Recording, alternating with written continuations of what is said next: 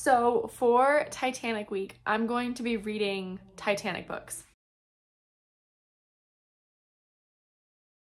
Hey guys, welcome. I'm Presley, and as you saw from the title of the video, it is the 111th anniversary of the sinking of the Titanic, or Titanic's maiden voyage. And to commemorate the sinking, the Titanic community always does lots of fun Titanic stuff around this time of year, and I wanted to partake. Basically, a holy Bible of the Titanic community and Titanic research is A Night to Remember by Walter Lord. I'm like that far in, really not that far, and it's just kind of essential that I read this. So we're finally gonna do it. I am also going to read somewhat a Titanic book. I'm going to be reading Futility, or The Wreck of the Titan by Morgan Robertson. If I get to it, I'm going to try and read the Titanic's Last Heroes by Moody Adams. Embark with me on a Titanic journey while we read Titanic books. Okay, so you're probably wondering, why am I in my car? The first book I'm going to be reading is Futility, or The Wreck of the Titan by Morgan Robertson. I am listening to an audiobook, which I've never listened to an audiobook before, so this is going to be fun. My first audiobook. I'm doing it when I drive places. For those of you who don't know about Futility, it was published in 1898, and it tells this story of Titan, this ship that was said to be unsinkable. It was predicted to be unsinkable. It sinks in April. It has a triple screw propeller, so that means there's 3 propellers. Both were hit by an iceberg on the starboard side, not enough lifeboats. There's been speculation that this was a prophecy for the sinking of the Titanic in 1912.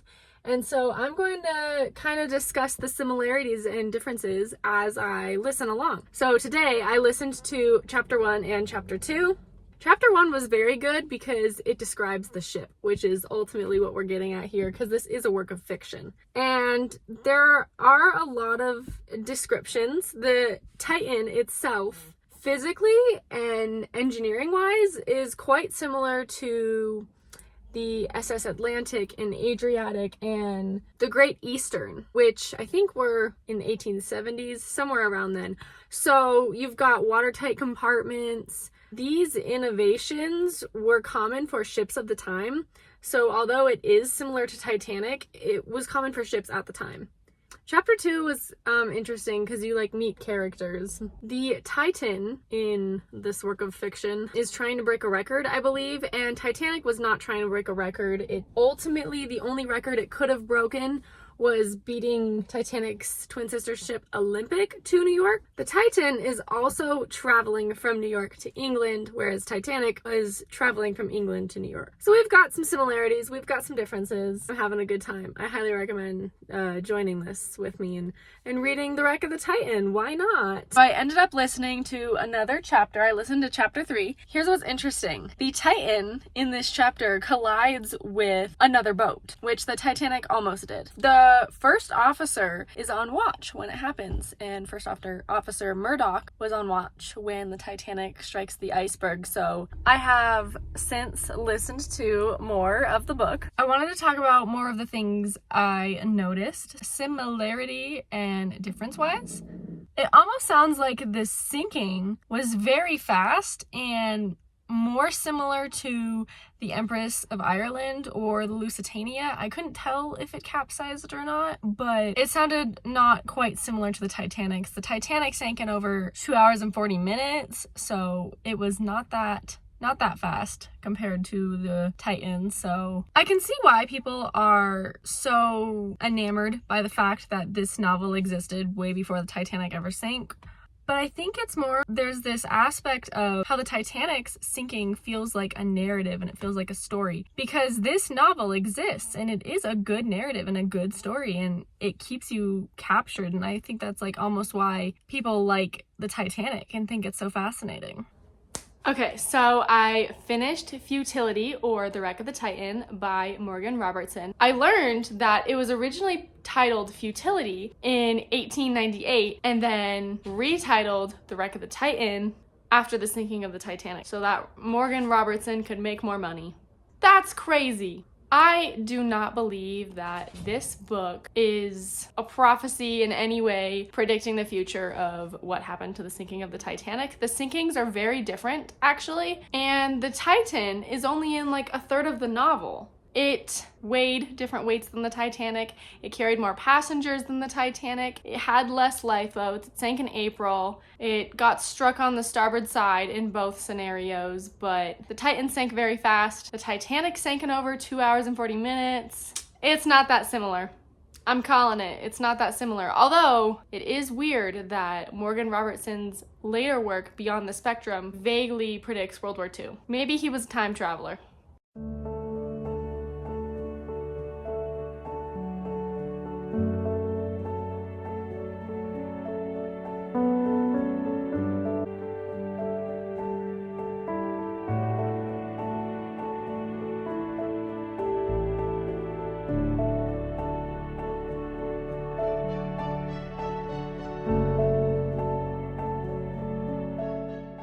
Okay, sorry if I look exhausted. I feel so emotionally drained because this book was so good. I felt like I was reading a narrative and a tragedy just happened and it made me sad. This book has blown my mind. I don't know why it's taken me so long to read this, but this is a video of firsts. My first audiobook, my first time annotating a book for fun. I'm just in shock because I can see why this book is considered to be the Titanic Holy Bible. I can see why it's so riveting. I'm stunned because Walter Lord, I think, was very fit for writing this story, and the book is told in chronological order, which a lot of Titanic books aren't. They kind of jump all over the place because when we're reading books about the Titanic, we already know it's sunk. We already know this and that. We already know all these things about the Titanic. But he tells this like it's a story, and you start from when the Titanic strikes ice to when the Titanic arrives in New York via the Carpathia. And I'm just stunned. I'm really just genuinely stunned. I was about halfway through, I'd say, this morning, and I have not put it down since. So I kind of want to share some of the new things I learned and some of the things we should talk about. Let's see. Isidor Strass, the couple that owned Macy's, left in his will for Mrs. Strass to be a little more selfish. And she ended up staying on the ship and dying with her husband. So Walter Lord says, no, the very qualities he admired so much meant he could never have his wish. Because she wasn't selfish. She stayed behind to stay with her husband. I don't know why, but I'm just like genuinely so in shock after reading this. It like is making me cry, which is so good because James Cameron as a storyteller in his 1997 movie obviously gets people to cry because he knows how to get you to feel the story, and Walter Lord has done that. I just don't even know. It's so good. I'm telling you, Walter Lord has a way of saying stuff.